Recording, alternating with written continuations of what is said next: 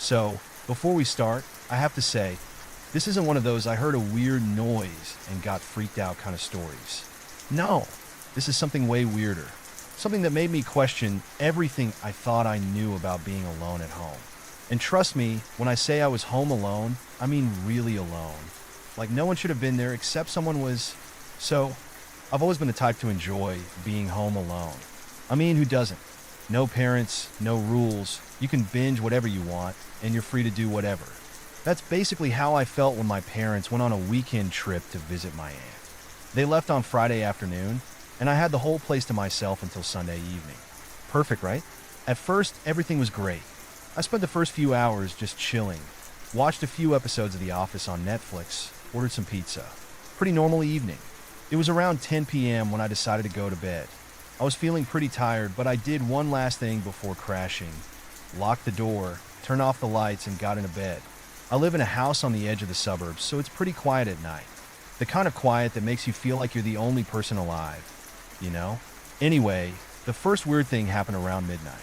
I woke up to the sound of footsteps. Not like a random creak in the house or something you'd hear from the wind. This was distinct. You know that feeling when someone is walking around, but they're trying to be quiet about it? The soft thump of shoes on the hardwood floor? Yeah, that. Now, my immediate thought was, okay, maybe it's my parents. They came home early, whatever. But then I remembered. Nope, they weren't supposed to be back until Sunday evening. My brain tried to dismiss it as a car passing by, but the sound was way too close. Like, the footsteps were coming from somewhere inside the house. I could hear them getting closer, like they were moving down the hallway toward my room. My heart started racing. I was frozen in place, staring at the shadows in my room. I mean, I had locked every door. The windows were shut. Nobody else was supposed to be here. I held my breath, trying to listen harder, but the footsteps stopped suddenly. I could feel my pulse in my ears, and I just laid there, terrified. For a long time, everything was dead silent. No footsteps, no noise, just the sound of my own heartbeat in my chest. But then I heard something else. A whisper. It wasn't clear, just a faint sound at the edge of my hearing, like someone trying to speak from the other side of the room. I'm here. I nearly jumped out of my skin. It was so quiet, but somehow, it felt so real. I felt a chill crawl up my spine, and I swear, I wasn't imagining it. I heard it, and it was coming from the hallway. I wanted to call the cops. I wanted to grab my phone, dial 911, and beg someone to come to get me, but my body wouldn't move. I was paralyzed with fear. I tried to tell myself that I was just being paranoid, that maybe it was just the wind or a loose pipe. But I knew deep down something was wrong. Really wrong. I spent the next hour trying to convince myself it was all in my head. But the more I lay there in the dark, the more I felt like something or someone was out there just beyond my door. Eventually, I decided I had to check it out. I couldn't sit there in the dark forever, right? So, I quietly crept out of bed and grabbed a baseball bat that I kept under my dresser. Don't judge. Better safe than sorry. I tiptoed toward the door, my heart pounding so hard I thought it might explode. I slowly turned the knob, pushing the door open just a crack. The hallway was empty. The house was still. For a second, I felt a tiny bit of relief. But then, something caught my eye. There was a light on in the kitchen. I know for a fact I didn't leave that light on. I'm super OCD about turning off lights before I go to bed. My parents would literally disown me if I left the kitchen light on after 10 p.m. So, I knew someone had been in there. The only problem? There was no one in sight. I tiptoed down the hallway, each step making the floor creak under my weight. My hand was shaking as I gripped the bat. As I got closer to the kitchen, I noticed the door to the basement was wide open. That's when my stomach sank. The basement. I don't know what it is about basements. The whole idea of them freaks me out. It's like there's just something inherently wrong about being below ground in the dark. And there was no way I was going down there. But I couldn't ignore it. I couldn't just leave the door open like that. I checked the kitchen first. No sign of anyone. Nothing was out of place. Except for the fact that the back door, which I swear I had locked earlier, was slightly ajar. At that point, I felt like I was losing my mind. I could still hear that voice, whispering, but now it was clearer. I'm still here. It felt like everything in my body was screaming at me to leave. But instead, I did the dumbest thing possible. I grabbed a flashlight and walked down the stairs into the basement. It was pitch black down there, so I flicked on the light. The basement wasn't huge, but it had a bunch of storage stuff, old boxes, tools, and a few random chairs stacked up in the corner. The air down there felt cold. Not just cold, unnaturally cold. And that's when I saw it. The thing that made my blood freeze. In the farthest corner of the basement, there was a figure standing perfectly still. It was just standing there, not moving, not making a sound, just a silhouette in the shadows.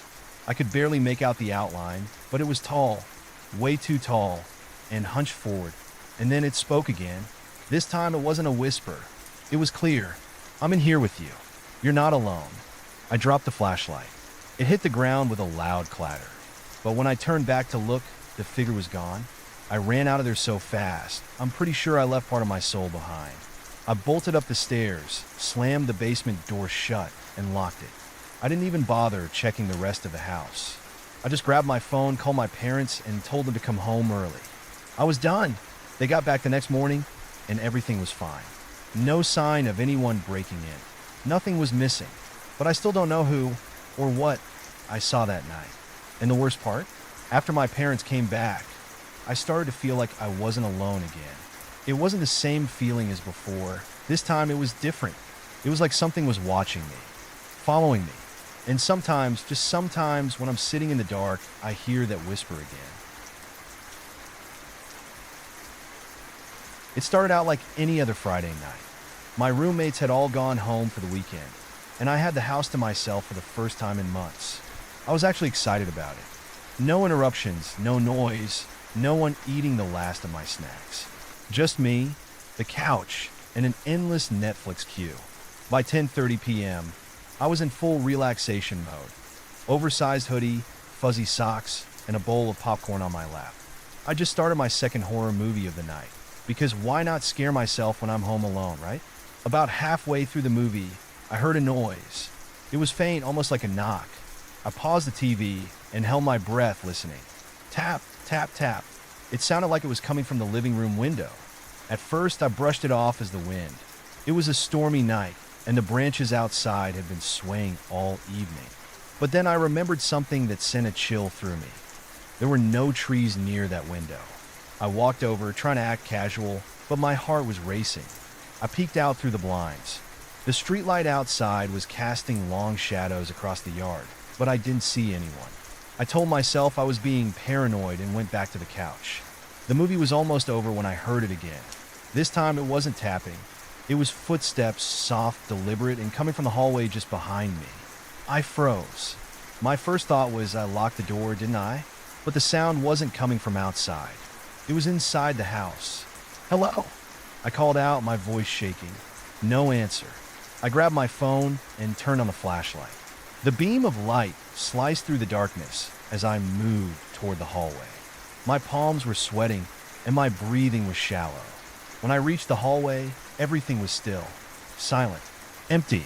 I let out a nervous laugh, trying to shake off the fear.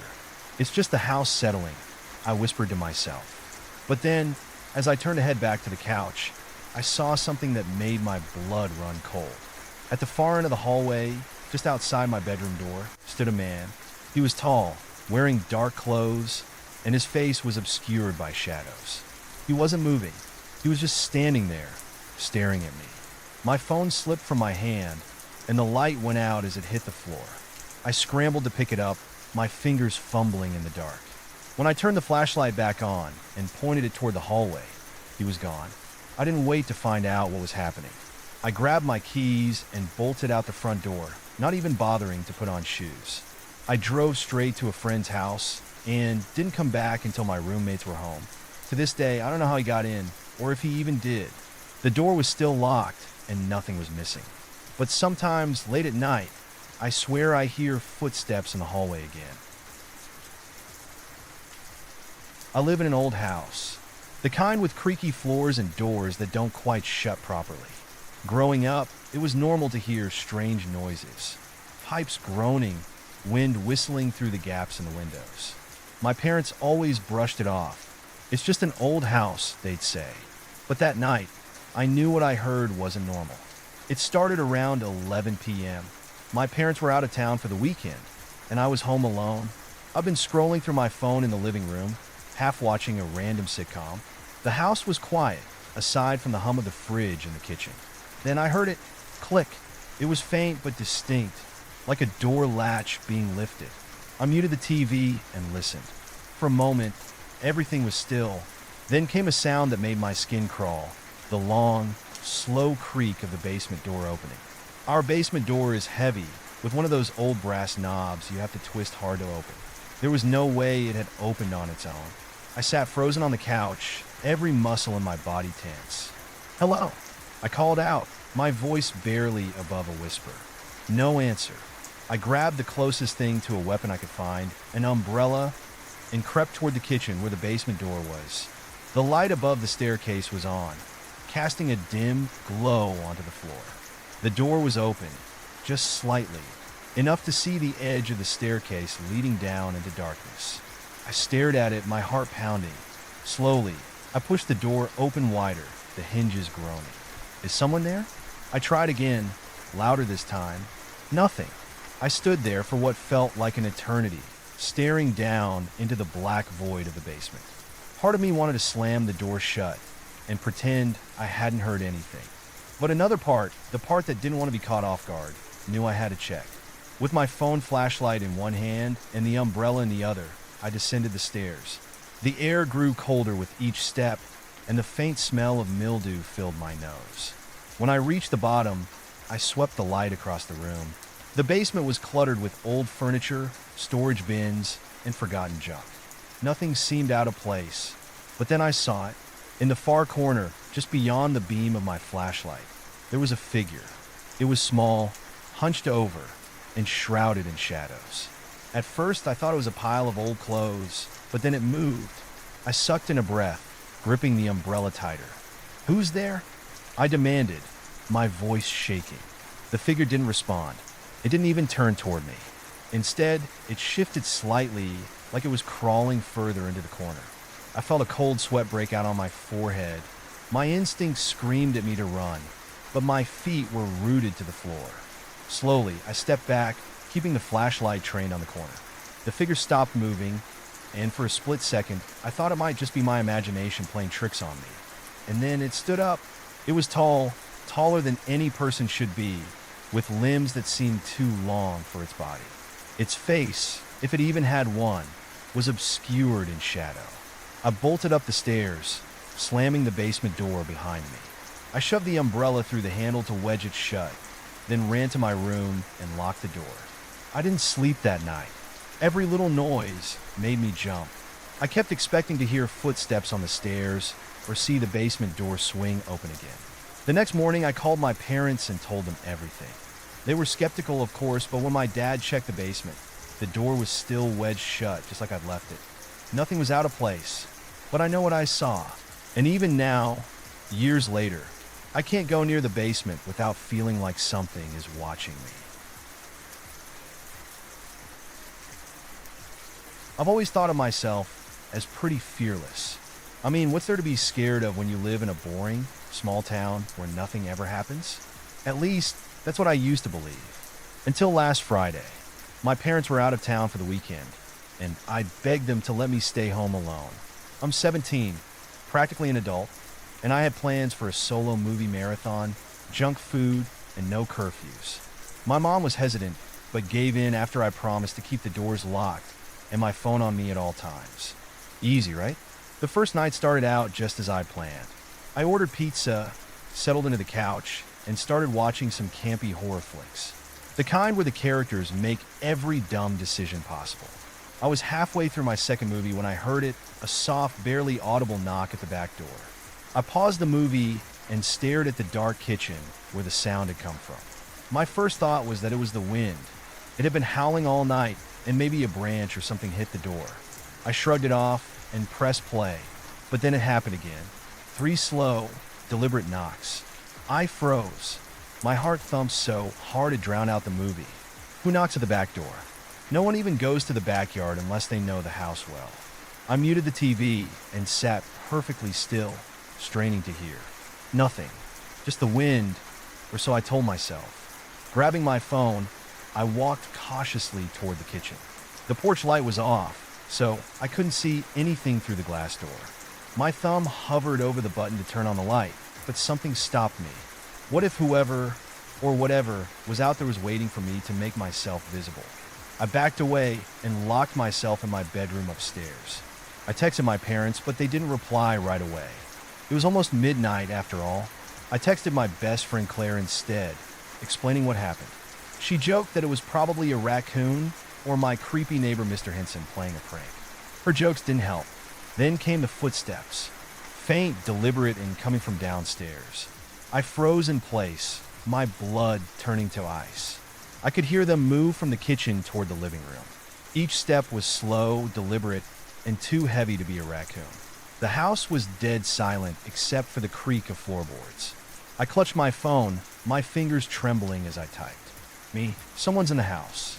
Claire, call the cops. Me, I don't know if I'm overreacting. Maybe I'm imagining it. Claire, are you seriously typing instead of calling? She was right. I needed to call, but as I reached for the phone app, I heard a sharp thud. Then another. It was coming up the stairs. I thought I was going to throw up. My hands were shaking so bad I could barely hold the phone. I quickly dialed 911 and whispered into the receiver. The dispatcher told me to stay on the line and lock myself in a room. I whispered that I already had. The footsteps stopped right outside my door.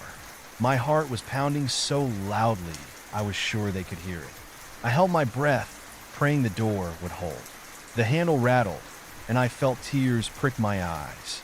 The dispatcher was trying to calm me down, but I could barely hear her over the blood rushing in my ears. Suddenly, the handle stopped moving. The footsteps retreated, slow, heavy thuds back down the hallway. I waited, barely breathing, until I heard sirens wailing in the distance. When the police arrived, they found the back door unlocked and muddy footprints leading from the porch to the stairs. No one was inside the house, but they discovered something that still makes my skin crawl. The footprints didn't start at the porch. They started in the hallway outside the basement. I had locked every door that night, except the basement door. It started as a normal Thursday night. My parents were out late at a work event, leaving me alone to babysit my 6-year-old sister, Emma. She'd fallen asleep around 8:30, leaving me to enjoy the peace and quiet. I wasn't worried.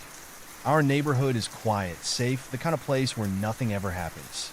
I settled into the living room with a bowl of popcorn, scrolling through my phone while some reality show played in the background. At some point, I glanced up at the large bay window that faced our front yard. I had pulled the curtains shut earlier, but a tiny gap in the fabric caught my eye. At first, I thought I was imagining it, a flicker of movement outside. I stared for a moment, holding my breath, but there was nothing. Probably just the wind swaying the bushes, I told myself, and went back to my phone. 15 minutes later, I heard it, a faint tapping sound. It was irregular, almost hesitant, like someone was lightly drumming their fingers against glass. I muted the TV and listened, my pulse quickening. The tapping stopped, leaving an unnerving silence in its wake. I walked to the front window, feeling foolish for being so jumpy, and peeked through the gap in the curtains. The street was empty, lit by a single, flickering streetlight. The front yard was still, the bushes unmoving in the cool night air. But something felt off. As I started to back away, I noticed the corner of our porch. The light there wasn't working. It hadn't been for weeks, but in the shadows, I could swear I saw a faint outline. It was like someone was crouched low, just out of sight. My chest tightened as adrenaline surged through me. I double-checked that the front door was locked before rushing back to the couch and grabbing my phone. I texted my mom, asking when they'd be home. No response. I told myself to calm down. Maybe it was a stray animal or my imagination. But deep down, I knew it wasn't. Then came the sound of the back door creaking. It wasn't loud, but in the stillness of the house, it was unmistakable. My stomach dropped. I tiptoed toward the kitchen, every nerve in my body on edge. The back door was in the next room, separated by a small hallway. I could see the faint outline of moonlight spilling onto the floor, which shouldn't have been there. The door should have been closed. And it was open. I froze, trying to process. The door wasn't wide open, just cracked enough for someone or something to slip inside. My heart pounded in my chest as I slowly crept forward, phone clutched in my hand. I was terrified, but I couldn't leave Emma alone upstairs. Then I saw it, a single muddy footprint on the tile floor. I stumbled back, nearly dropping my phone. My mind raced. Someone had been outside, watching, waiting, and now they were inside. I bolted for the stairs, skipping 2 at a time, and locked myself and Emma in my parents' bedroom. She was still asleep, completely oblivious to the panic coursing through me. I dialed 911, whispering frantically to the operator. She asked if I could hear anything, and I strained to listen. At first, it was silent. Then, faintly, I heard the soft creak of footsteps on the stairs. "They're coming up," I whispered, barely able to get the words out. The operator assured me the police were on their way, but it felt like an eternity. The footsteps reached the top of the stairs, stopping right outside the bedroom door. My hand hovered over the lock, even though I knew it wouldn't hold if they tried to force it. I held my breath, clutching Emma close as I stared at the door, waiting for it to rattle, or worse. But it didn't. The footsteps moved again, slowly this time, down the hall, toward the attic. I didn't move a muscle until I heard the faint whoop of sirens outside. Red and blue lights spilled through the bedroom window, and moments later, the front door burst open. I threw open the bedroom door and screamed for the officers, who searched the house. They didn't find anyone, but in the attic, they discovered a pile of cigarette butts, empty food wrappers, and a sleeping bag. Someone had been living there, watching us from the shadows, probably for weeks. To this day, I still can't look at the attic door without shuddering.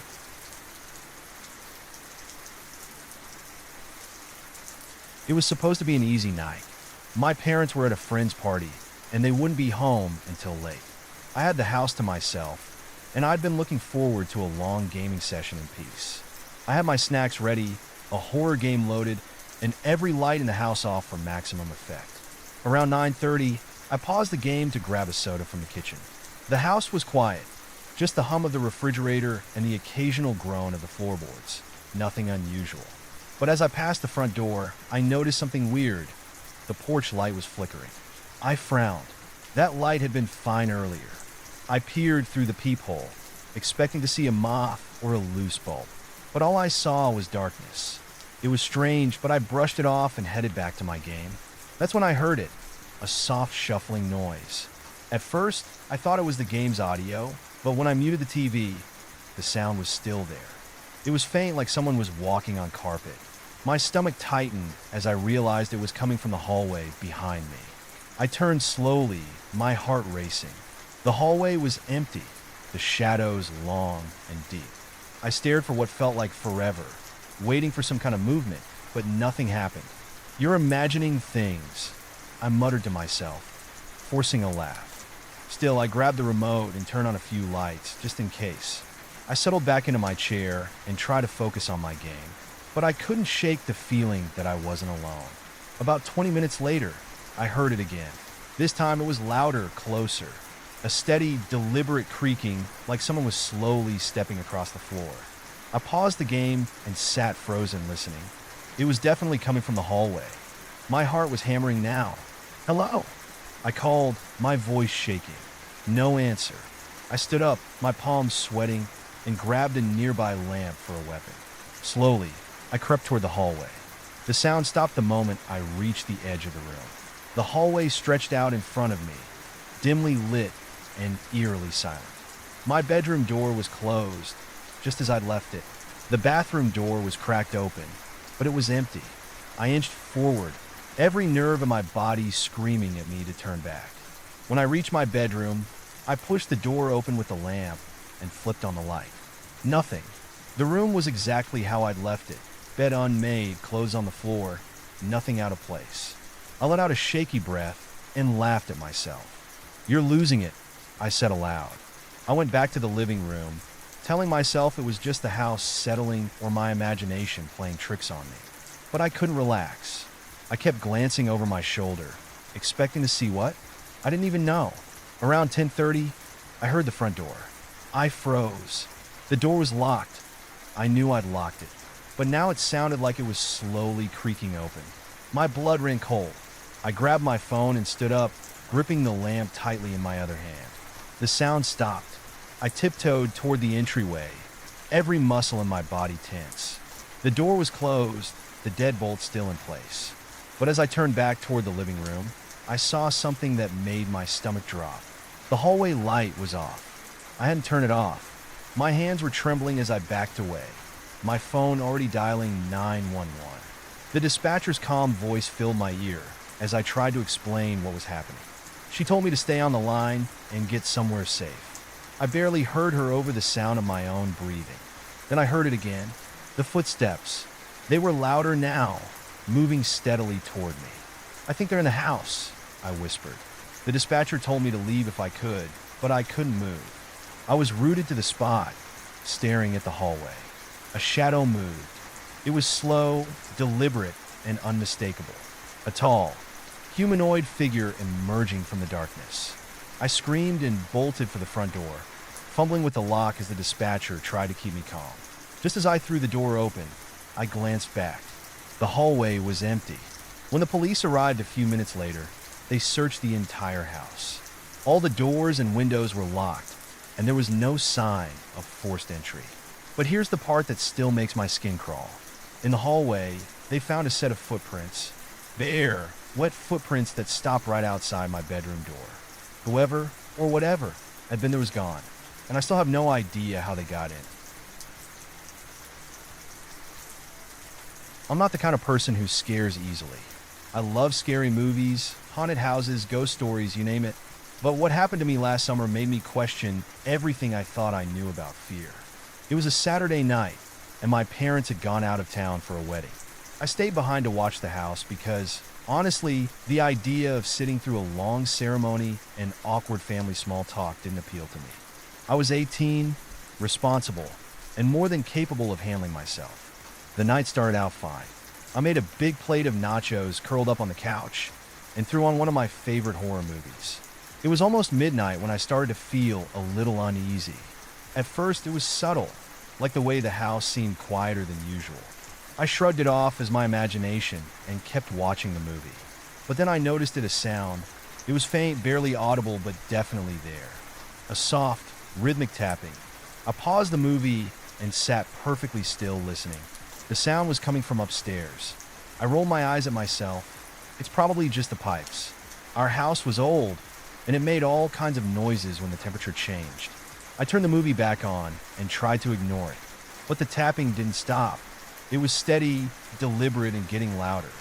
By now, my heart was racing, and every logical explanation I could think of, pipes, creaky floorboards, even a squirrel on the roof, started to feel less and less likely. I grabbed my phone and walked cautiously to the foot of the stairs. "Hello?" I called out, my voice trembling slightly. No response, just the tapping. I debated calling my parents, but I didn't want to seem like a scared little kid. Instead, I grabbed the nearest thing I could find for protection, a broom, and started up the stairs.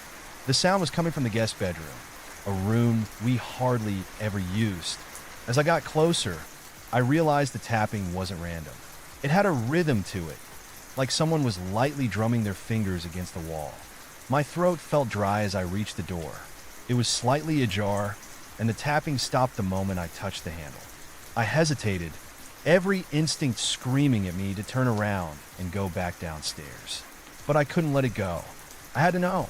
I pushed the door open. The room was empty.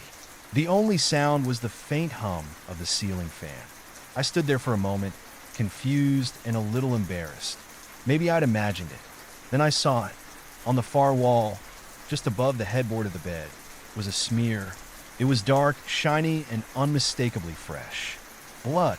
My stomach flipped, and I stumbled back, nearly tripping over my own feet. I bolted out of the room, slammed the door shut, and ran downstairs. I called my best friend, Taylor, and told her what happened. She tried to calm me down, saying it was probably just a prank or a bad joke from one of the neighborhood kids. "Check the locks," she said. "Make sure no one's inside." I did as she suggested, walking through the house with trembling hands. Every door and window was locked tight. I even checked the basement, though I hated going down there. When I finally sat back down on the couch, I felt a little better. Maybe Taylor was right. Maybe it was just some stupid prank. But then the tapping started again. This time, it was coming from the living room wall, right behind the couch. I jumped to my feet, my heart pounding in my chest. "Who's there?" I shouted. No answer. I pressed my ear to the wall, straining to hear. There was a faint noise, so faint I almost missed it. It wasn't tapping anymore. It was whispering, low, guttural, and just barely audible, like someone was speaking directly into the wall. I stumbled back, my breathing shallow. "This isn't funny," I yelled, but the whispers continued. Panicking, I grabbed my keys and bolted out of the house. I sat in my car, shaking, and called the police. I told them someone had broken into my house and was hiding inside. When the officers arrived, they searched every inch of the house. They didn't find anyone, but they couldn't explain the blood smear or the noises I'd heard. One of them, an older guy with a kind face, pulled me aside. "You know the history of this house?" he asked. I shook my head. He hesitated, then said, "There was an incident here about 20 years ago.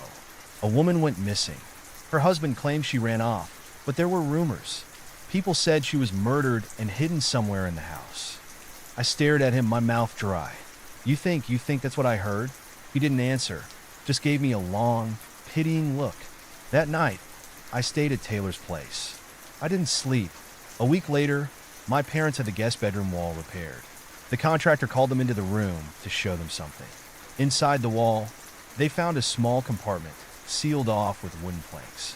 And inside the compartment, they found bones. I've never stepped foot in that house again.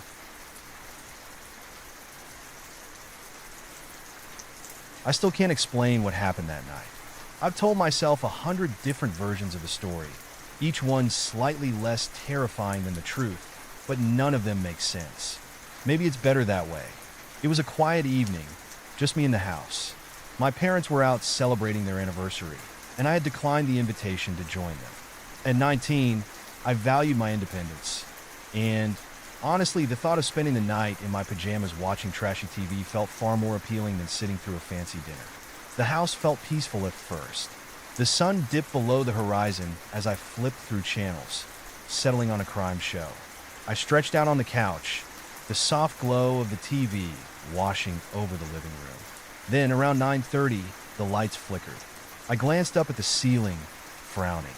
Power outages weren't unusual in our old neighborhood, but this was different. The flicker wasn't erratic. It was slow and deliberate, like someone was dimming the lights just enough to catch my attention. I reached for my phone to check for updates from the power company, but stopped when the flickering lights steadied again. Shrugging it off as a weird glitch, I went back to my show. Not 10 minutes later, the lights flickered again. This time, it wasn't just the living room. I could see the faint glow of the kitchen light beyond the doorway, and it too was dimming in and out. A chill crawled up my spine. I paused the TV and stood up, my bare feet pressing into the cool hardwood floor. "Hello," I called, though I wasn't sure why. The word echoed back at me, swallowed by the silence of the house. I stepped into the kitchen, the lights above flickering more erratically now. It was disorienting, making the shadows seem like they were shifting on their own.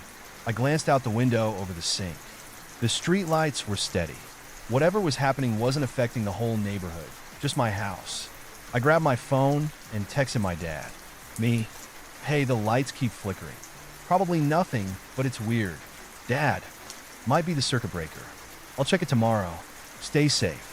I sighed. Of course, it was nothing.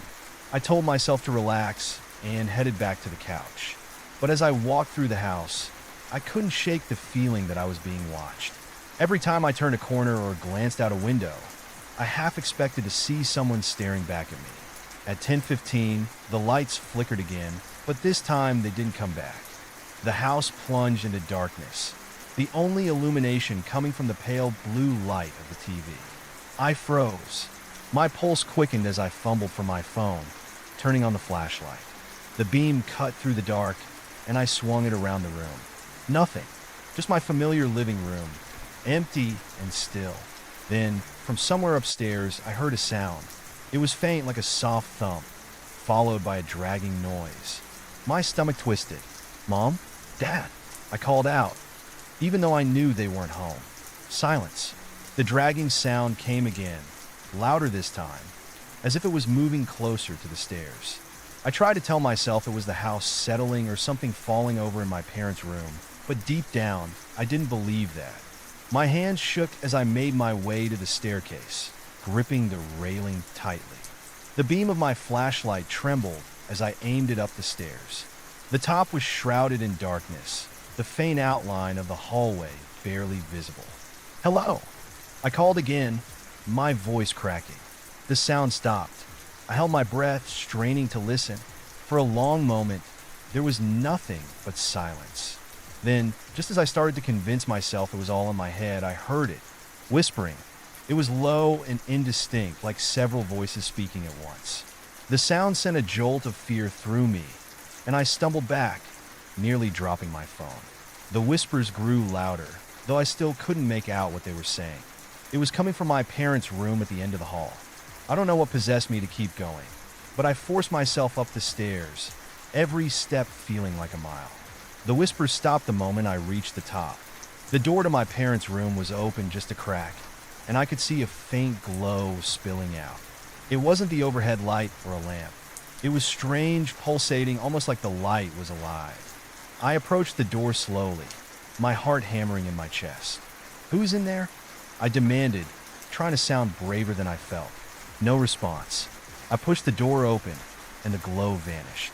The room was empty. I stood there, panting, my flashlight scanning every corner. The bed was untouched, the curtains still drawn. But on the floor, near the dresser, was something that made my blood run cold. A single handprint. It was smudged into the carpet, faint but unmistakable. It wasn't wet or muddy, but it shimmered slightly in the beam of my flashlight. Before I could process what I was seeing, the door to the hallway slammed shut behind me. I screamed, spinning around and yanking at the handle, but it wouldn't budge. The whispers started again, louder now, surrounding me. I backed away, pressing myself against the dresser. "Leave me alone!" I shouted, tears streaming down my face. The whispers stopped. For a moment, there was nothing but deafening silence. Then, from the corner of the room, a figure emerged. It was tall, impossibly tall, its form shifting and indistinct. It was like a shadow, but darker, with no discernible face, just empty blackness. I couldn't move, couldn't breathe. The figure stretched one long, shadowy limb toward me. I shut my eyes, bracing for I don't even know what. But then, just as suddenly as it appeared, it was gone. The door swung open, and the lights came back on. I bolted out of the house, not stopping until I reached the driveway. My parents came home an hour later to find me sitting in the car, shaking uncontrollably. They didn't believe me, of course. They said I must have fallen asleep and had a bad dream. But I know what I saw, and sometimes late at night I still hear the whispers. Last month, I spent a Saturday night alone at home, and it's a night I'll never forget. My parents were at a wedding 3 towns over, and my little brother was at a sleepover. I'd been looking forward to a quiet night in, the kind where I could order greasy takeout, watch bad reality shows, and scroll through my phone without interruptions. The evening started off just like I planned. I had my Chinese food spread out on the coffee table, an episode of Survivor playing in the background, and my feet kicked up on the couch. Everything was perfect, until the mirror cracked. It was a loud, sharp sound like ice breaking under pressure. I jumped, nearly spilling my drink, and looked around. The mirrors in the house weren't exactly new. My mom loved decorating with antique finds, but I'd never heard anything like that before. I wandered into the hallway, where the largest mirror in the house hung. Sure enough, a thin crack ran down the center of it, splitting my reflection in two. "That's weird," I muttered to myself. The mirror had been fine earlier. I touched the glass lightly, feeling the jagged ridge of the crack. It wasn't a huge deal, I figured. Old mirrors get brittle. Stuff like this happens. I went back to the couch, trying to shake off the uneasy feeling creeping up my spine. But as the hours went by, that feeling didn't go away. If anything, it got worse. It started with the noises. I was halfway through another episode when I heard a faint tapping sound. At first, I thought it was coming from the TV, but when I muted the volume, the tapping continued. It was rhythmic, deliberate, like knuckles rapping lightly against wood. My heart thudded in my chest as I stood up and looked around.